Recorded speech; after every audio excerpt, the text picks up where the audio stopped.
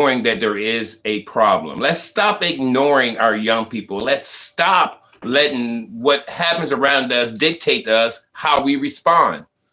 Let's trust God right now, and let's come together in one mind, one accord. I don't care your background, okay? I don't care if you're Catholic. I don't care if you're Pentecostal. I don't care if you're Baptist. If you believe that God is, then we need to come together. Now, that's the strongest thing we can do, but that's not where we end, because not only do we trust God, but God also wants us to do a work afterwards. So we need to build upon this. We don't need to just have these vigils when something's happened to somebody. What we need to do, we need to have these prayer vigils, maybe monthly.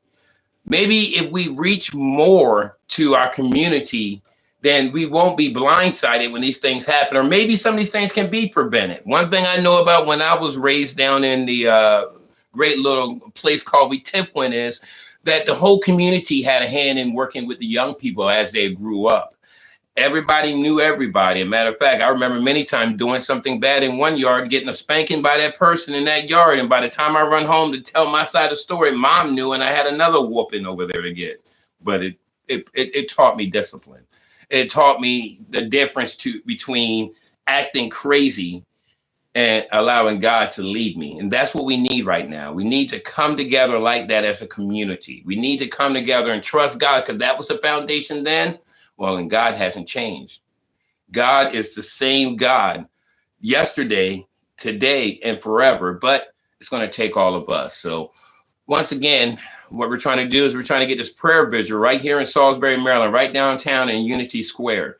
We first of all need prayer from each and every one of you and myself to come together in one mind, one accord, that the city officials will not charge us to use Unity Square for this 2 hours, 2.5 hours to come together and pray.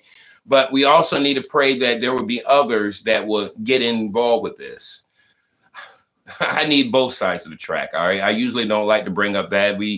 Unfortunately, we got some churches that don't mix with this church. We got this color skin that normally doesn't fellowship. No. Let me let you know first and foremost that heaven will not be segregated. Okay. I'm going to say it again. Heaven will not be segregated. So we need to come together right now. We need to believe in one mind, one accord right now, and know that God is going to take care of us. And if we come together and we trust him during this situation, which is right here, God doesn't allow anything to happen just to happen. So don't think that this happened to this young man just happened because that's life. God did that so we can draw closer to him. So let's trust him. Let's believe him, knowing that he will respond. Thank you for taking this time out to listen. Didn't really want to be on here for this long, but I do believe that it is important what we're talking about here. Again, just pray that the hand of God would be on those that would allow us to get this with no cost.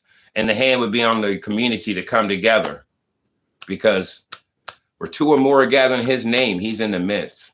And though he could stop things from happening before they happen, he allows things to happen so we will move in the right direction. Thank you again. May the Lord bless you. Have a great one.